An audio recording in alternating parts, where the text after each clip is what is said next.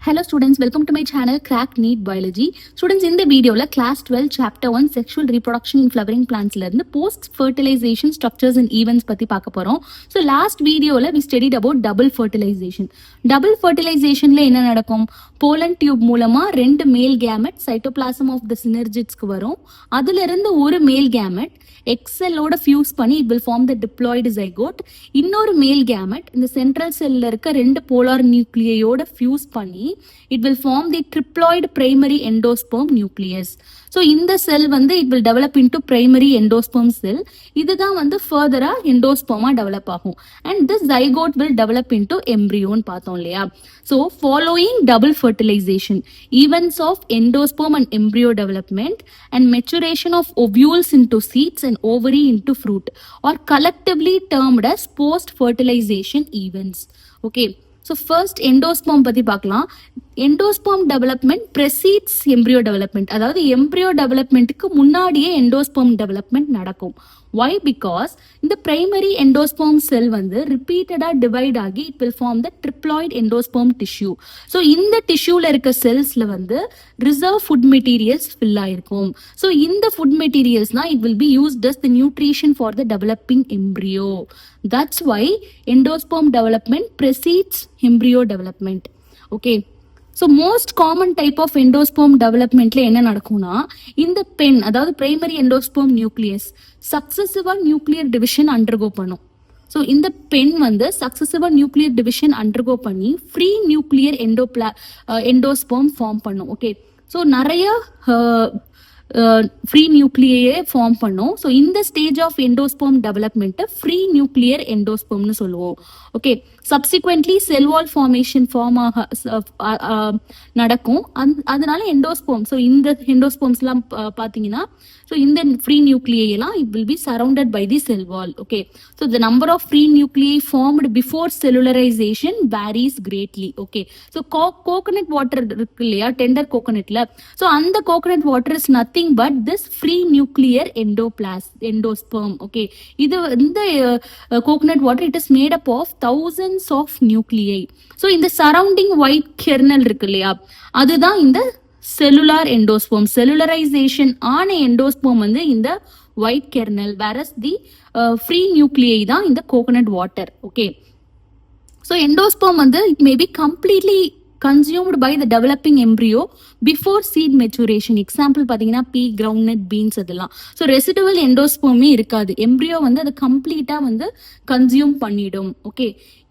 So இந்த மாதிரி இருக்கும் பீ, கிரவுண்ட்நட், பீன்ஸ்லாம். வேற கேஸ்டர், கோகனட் அதுலலாம் இந்த மெச்சூர் சீட்ல லைக் இந்த ஒயிட் கெர்னல் எண்டோஸ்பர்மா இருக்கு இல்லையா, அந்த மாதிரி மெச்சூர் சீட்ல பெர்சிஸ்டண்டா இருக்கும். And it will be used up during the seed germination. Okay. So கேஸ்டர்லயும் இந்த மாதிரி தான் எண்டோஸ்பர்ம் இருக்கும். அண்ட் சீரியல்ஸ் லைக் ரைஸ், வீட், மெய்ஸ்லாம் பார்த்தீங்கன்னா அதுலேயும் எண்டோஸ்பர்ம் பெர்சிஸ்டண்டா தான் இருக்கும். So this is the endosperm. Okay. This is embryo, this is endosperm. And cerealsலையும் endosperm will be persistent. So now let's see about embryo.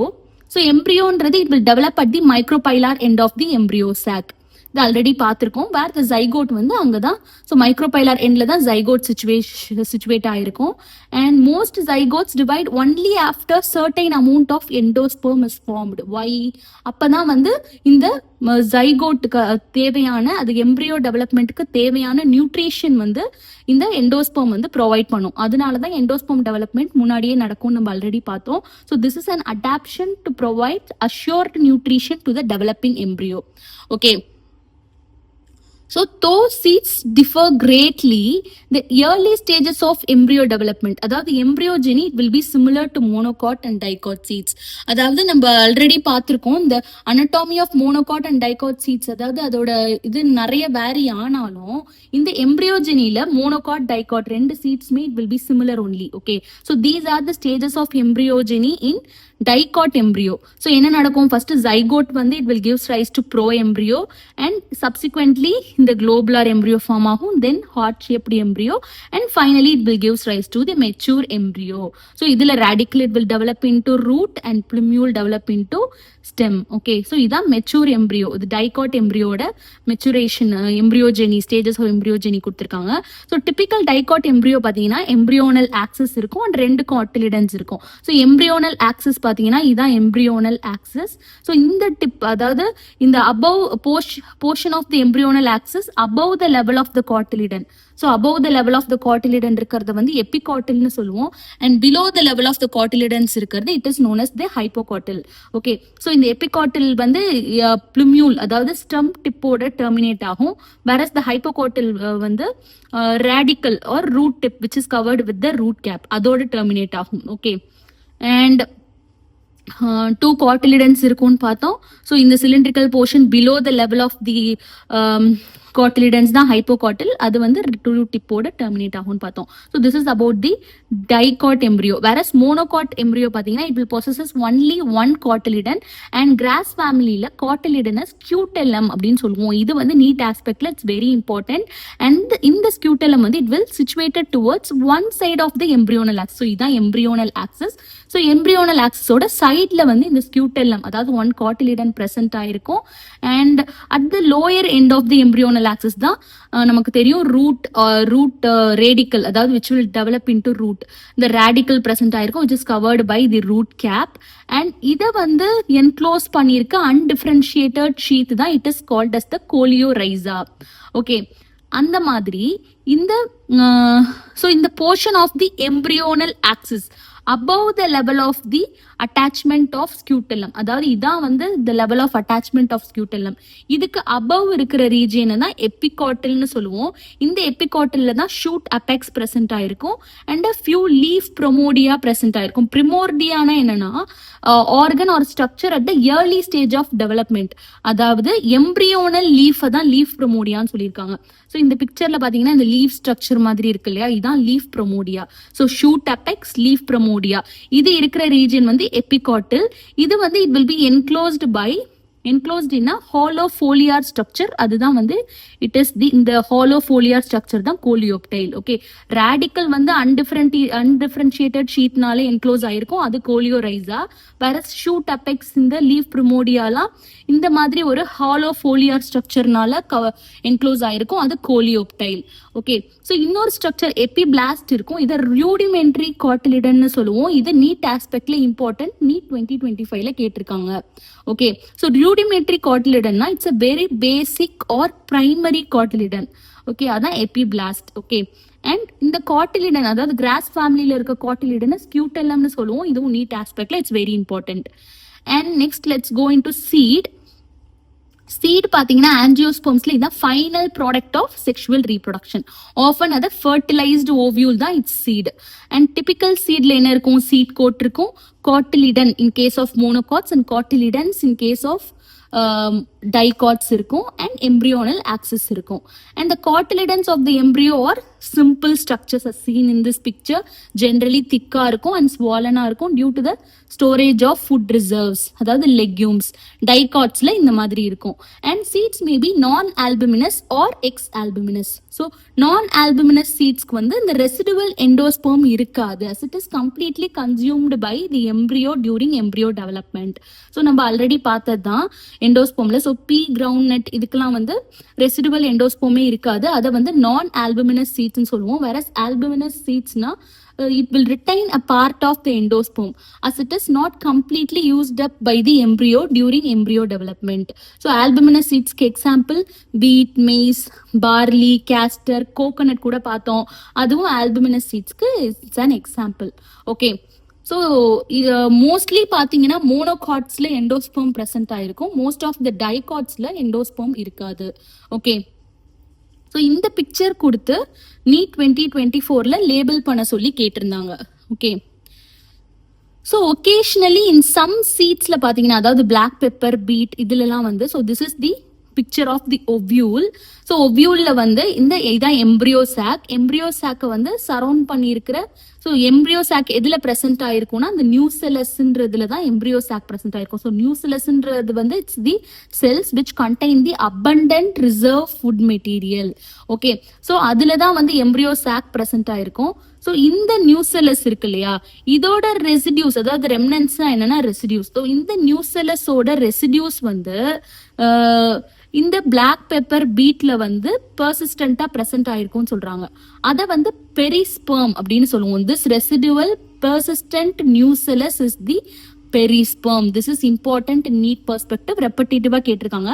அந்த மாதிரி இந்த இன்டெகுமெண்ட்ஸ் இருக்கு இல்லையா, இந்த அவுட்டர் இன்டெகுமெண்ட், இன்னர் இன்டெகுமெண்ட், இந்த ஓவியூல்ல இருக்க இந்த இன்டெகுமெண்ட்ஸ் தான் it will harden and forms the tough protective seed coats. Okay, and the micropyle, இந்த மைக்ரோபைல் ரீஜன் இருக்கு இல்லையா ஓவியூல்ல, இந்த ஸ்மால் போர் தான் வந்து என்ன எதுக்கு ஹெல்ப் பண்ணும்னா, it will facilitate the entry of oxygen and water. Seed germination அப்போ வாட்டர் அண்ட் ஆக்சிஜனை வந்து சீட்குள்ள அலோவ் பண்ணி அதை ஜெர்மினேட் பண்ண ஹெல்ப் பண்றது வந்து இந்த small pore micropyle. Okay, and as the seed mature ஆனதுக்கு அப்புறம் என்ன ஆகும் நமக்கு தெரியும், வாட்டர் கண்டென்ட் வந்து it will be reduced and seed வந்து ரிலேட்டிவ்லி ட்ரை ஆயிடும். அதாவது 10 to 15% மாய்ஸ்சர் தான் இருக்கும். நமக்கு தெரியும் சீட் வந்து ட்ரையா தான் இருக்கும். ஸோ அது வந்து அதோட மெட்டபாலிக் ஆக்டிவிட்டி என்ன ஆகும்னா, அந்த சீட்ல இருக்க எம்ப்ரியோவோட மெட்டபாலிக் ஆக்டிவிட்டி ஸ்லோ டவுன் ஆக ஆரம்பிக்கும். And embryo it will reach a state of inactivity called dormancy. Okay, so most of the seeds பார்த்தீங்கன்னா டார்மென்ட் கண்டிஷன்ல தான் இருக்கும். ஸோ ஃபேவரபிள் கண்டிஷன், அதாவது அதுக்கு அடிக்குவேட் மாய்ஸ்சர், அதை சோப் பண்ணி அதுக்கு ஒழுங்காக ப்ராப்பராக தண்ணி ஊற்றி ப்ராப்பர் ஆக்சிஜன் அண்ட் ப்ராப்பர் டெம்பரேச்சர்லாம் கிடைக்கும் போது அது ஜெர்மினேட் ஆகும். ஸோ சீட் வந்து மோஸ்ட்லி ட்ரைட் கண்டிஷன்ல தான் வந்து ஃபார்மர்ஸ்லாம் வச்சிருப்பாங்க. ஸோ அதை வந்து பயிரிடும் போது அது ஜெர்மினேட் ஆகும் ஃபேவரபிள் கண்டிஷன்ல. ஓகே, ஸோ எம்ப்ரியோ வந்து it will metabolic activity slow down ஆகி it will reach a state of inactivity called dormancy. Next fruit பத்தி பார்க்கலாம். ஸோ நம்ம எண்டோஸ்போம் பத்தி பார்த்தோம், எம்ப்ரியோ பத்தி பார்த்தோம், சீட் பத்தி பார்த்தோம். Now let's study about fruit. So transformation of ovules into seed and ovary into fruit, இது ரெண்டுமே வந்து simultaneous நடக்கிற ப்ராசஸ். ஓகே, ஸோ இந்த கொஸ்டின் இருக்கு இல்லையா, ovules வந்து எம்ப்ரியோ சாக் அப்படின்னு சொல்லி ராங்கா ஸ்டேட்மெண்ட் கொடுத்து அதுல வந்து இன்கரெக்ட் ஸ்டேட்மெண்ட்டை கேட்டிருந்தாங்க நீட் 2019ல. ஸோ ovules will always develop into seeds. Okay, so இந்த வால் ஆஃப் தி ஓவரி வந்து வால் ஆஃப் த ஃப்ரூட்டா இருக்கும், which is the pericarp. Okay, and fruits maybe fleshy, அதாவது கோவா, ஆரஞ்ச், மேங்கோல இருக்க மாதிரி, or dry, most of the dry fruits and மஸ்டர்ட்ல அந்த மாதிரி இருக்கும். And many fruits have developed evolved mechanism for the dispersal of seeds. So நிறைய dispersal mechanism develop பண்ணியிருக்கு. ஸோ அது நீங்கள் ஆல்ரெடி படிச்சிருக்கீங்க. And number of ovules in an ovary பார்த்தீங்கன்னா is equal to number of seeds present in a fruit. Okay, இது ரெண்டுத்துக்குமே there is a relationship. ஓவரியில் எவ்வளோ ஒவ்யூல்ஸ் இருக்குமோ அதுதான் வந்து ஃபர்டிலைஸ் ஆகி it will convert into seeds. Okay, mature ஆகி அது சீடா கன்வெர்ட் ஆகும். அண்ட் மோஸ்ட் பிளான்ட்ஸ்ல பாத்தீங்கன்னா by the time that fruit develops from the ovary, other floral பார்ட்ஸ்லாம் டீஜெனரேட் ஆகி it will fall off. But however in few species such as apple, strawberry, cashew எல்லாம் பாத்தீங்கன்னா the thalamus also contributes to fruit formation. So apple, strawberry எல்லாம் பாத்தீங்கன்னா இந்த region it is the thalamus, இந்த fleshy edible portion. Okay, so இது மாதிரி இருக்கிற ஃப்ரூட்ஸை we call it as the false fruits. இந்த பிக்சர்ஸ் கொடுத்து நீட் 2022ல இதெல்லாம் லேபிள் பண்ண சொல்லி கேட்டிருந்தாங்க.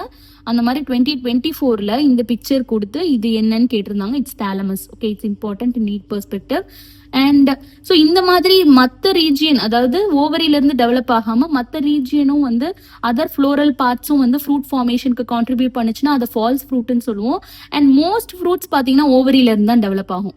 அது வந்து it is called as the true fruits. And there are few species in which fruits வந்து it will develop without fertilization and seedless இருக்கும். அதை வந்து parthenocarpic fruits ன்னு சொல்லுவோம். Example banana. Parthenocarpic can be induced through the application of growth hormones and this seedless இருக்கும்னு பார்த்தோம். So example வந்து banana, parthenocarpic fruitsக்கு எக்ஸாம்பிள் banana. இது ஆல்ரெடி நீட்ல கேட்டிருக்காங்க. அண்ட் சீட்ஸோட அட்வான்டேஜஸ் என்னன்னு பார்த்தோம்னா, so seeds offer several advantages to angiosperms. என்னென்ன? ஸோ ஆஞ்சியோஸ்போம்ஸ்ல பார்த்தீங்கன்னா இந்த reproductive process such is pollination, fertilization, இதுலலாம் வந்து வாட்டர் டிபெண்டன்சி இருக்காது. It is independent of water. But seed formation வந்து it is more dependable. Why? Because சீட்ஸுக்கு வந்து இட் வில் நிறைய பெட்டர் அடாப்டிவ் ஸ்ட்ராட்டஜிஸ் இருக்கு. ஸோ சீட்ஸ்னால தான் ஒரு பிளான்ட் வந்து இன்னொரு இடத்துல காலனைஸ் ஆக முடியும் இல்லையா. ஸோ இந்த சீட் ஃபார்மேஷன் வந்து இந்த ரீப்ரொடக்டிவ் ப்ராசஸ்ல it is highly dependable. Okay, and also இந்த சீட்ஸ்ல வந்து சஃபிஷியன்ட் ஃபுட் ரிசர்வ்ஸ் இருக்கிறதுனால இது வந்து it will provide the young's nourishment, அதாவது யங் சீட்லிங்ஸ் வந்து அதுவா போட்டோசிந்தசிஸ் பண்ணி அதோட ஓன் ஃபுட்டை சிந்தசைஸ் பண்ற வரைக்குமே it is able to provide the nourishment, okay, to the young seedlings. And the hot seed coat வந்து it will give protection to the young embryo present inside it, and being the product of sexual reproduction they generate new genetic combinations leading to variations, we know that. And agricultureல வந்து நமக்கு தெரியும் seed தான் it's a basis. Dehydration, dormancy இதெல்லாம் இருக்கிறதுனால தான் mature சீட்ஸை ரொம்ப நாள் store பண்ணி வச்சு அதை வந்து நம்ம வந்து கல்டிவேட் பண்ணி த்ரூ அவுட் தி இயர் ஃபுட்டாக யூஸ் பண்ண முடியுது. ஆல்சோ நெக்ஸ்ட் சீசன் கூட நம்ம எப்படி கிராப் ரைஸ் பண்றோம் because of this dehydration and dormancy property of the seed. அதனால தான் அதை ஸ்டோர் பண்ண முடியுது. Can you imagine without this property seed இல்லைன்னா நம்ம எப்படி ஸ்டோர் பண்ண முடியும்? இப்போ ஒரு சீடை போட்ட உடனே அது மெச்சூர் ஆயிடும், அதுக்கு வந்து அந்த டார்மன்சிலாம் கிடையாது அப்படின்னா நம்மளால வந்து இதை யோசிச்சு கூட பார்க்க முடியாது இல்லையா? ஸோ சீட் இல்லாம நம்ம அக்ரிகல்ச்சர் அண்ட் ஃபுட் ப்ரொடக்ஷனை we can't even imagine. Okay, how long do the seeds remain alive after they are dispersed? அதாவது இந்த சீடோட வயபிலிட்டி எப்படி இருக்கும்னு பாத்தீங்கன்னா இதுவும் வேரி ஆகும். few speciesல இந்த seeds வந்து within few months it will lose its viability, whereas seeds of the large number of species வந்து it will live for several years. So several records of very old yet viable seeds இருக்கு. அதுல ஒரு oldest record என்னன்னா the lupine, அதோட biological scientific name lupinus arcticus. இதை வந்து எங்க இருந்து எக்ஸ்கவேட் பண்ணியிருக்காங்கன்னா ஆர்டிக் துண்ட்ரா. ஸோ இந்த பிளேஸ் வந்து பாத்தீங்கன்னா it's a place which possesses the extremely cold temperature. Okay, so இங்க இருந்து எக்ஸ்கவேட் அதாவது தோண்டி எடுத்த சீடு வந்து இட்ஸ் த ஓல்டஸ்ட். ஸோ இந்த சீட் வந்து எத்தனை வருஷத்துக்கு அப்புறம் ஜெர்மினேட் ஆகி ஃபிளவர் ப்ரொடியூஸ் பண்ணிருக்குன்னா 10,000 இயர்ஸ் ஆஃப் டார்மன்சிக்கு அப்புறம் இந்த சீட் ஜெர்மினேட் ஆயிருக்குன்றாங்க. So this is the லூப்பினஸ் ஆர்டிகஸ் picture. Okay, so 10,000 இயர்ஸ்க்கு அப்புறமும் அது வயபிளா இருந்து அது டார்மன்சில இருந்து அது மறுபடியும் ஃபேவரபிள் கண்டிஷன்ல இது வயபிள் ஆகியிருக்குன்னு சொல்றாங்க. அண்ட் ரீசெண்ட் ரெக்கார்டு பாத்தீங்கன்னா 2000 years old viable seed is of so date பாமோடது 2000 இயர்ஸ் ரீசெண்ட் ரெக்கார்ட். அண்ட் இதோட சயின்டிபிக் நேம் பார்த்தீங்கன்னா ஃபீனிக்ஸ் டாக்டிலிஃபெரா. அண்ட் இது எப்போ கண்டுபிடிச்சாங்கன்னா ஆர்கியாலஜிக்கல் எக்ஸ்கேவேஷன், அதாவது தொல்பொருள் ஆராய்ச்சின்னு சொல்லுவாங்க இல்லையா? ஸோ அப்போ வந்து King Herod's palace near the Dead Sea, so இங்க இருந்து எடுத்த அந்த ஆர்கியாலஜிக்கல் எக்ஸ்கேவேஷன்ல இருந்து இந்த date palm. So this is the picture of that Phoenix dactylifera. So இது 2000 years old viable seed. So 2000 years டார்மன்சிக்கு அப்புறம் அது வயபிளா இருந்ததை வந்து ரெக்கார்ட் பண்ணியிருக்காங்க. Okay, so this is about the post fertilization structures and events. Students, இந்த video உங்களுக்கு யூஸ்ஃபுல்லா இருந்தா kindly subscribe my channel. And இந்த வீடியோ யாருக்கு யூஸ்ஃபுல்லா இருக்குமோ அவங்களுக்கு ஷேர் பண்ணுங்க. அண்ட் இந்த வீடியோ பிடிச்சிருந்தா கமெண்ட் பண்ணுங்க, லைக் பண்ணுங்க. தேங்க்யூ.